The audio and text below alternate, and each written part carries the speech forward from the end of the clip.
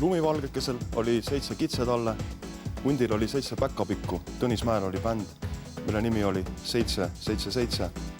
Ja kunagi ajakirjast Vikker lugesin nutukest selle kohta, kuidas Inglismaa mees nimega Peter, ütleme, oli niisugune mees, kelle õnnenumber kogu elu oli olnud 7.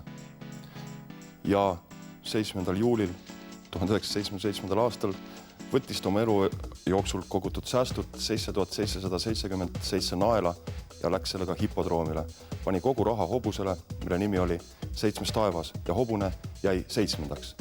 Mis ma tahan sellega öelda? Tahan öelda, et kui kell on 7 saanud, algab saade 7 vaprat. Täna on isadepäev, palju õnne, kallid isad. Eile oli mardipäev ja nõukogude miilissapäev, nii et mees, kes on Mart ja olnud ka miilits ja on ka isa, saab pidu pidada kõvasti. Muud polegi öelda, kui et meie meiliaadress on 7vaprat@etv.ee, seda, et mul on uus kell, vaadake veel korraks üle.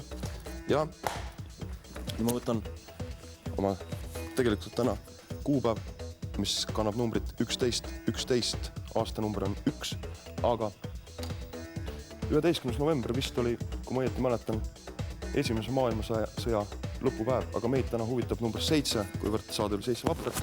Ma võtan oma 7 asja, mis on selles toredas üleõla portfellis.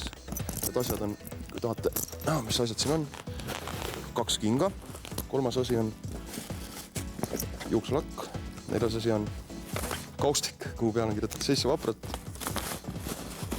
Siis on millegipärast üks plaat siin, see on 5. asi.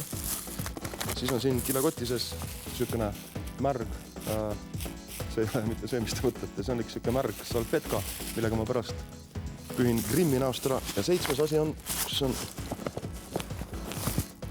7. asi on see paberitekk, ehk mingi arve. Ja võtan oma 7 asja, jätan hüvasti 7 kitsetallekesega ja 7 päkapikuga ja lähen ära koju oma lumivalgekese juurde. Head aega!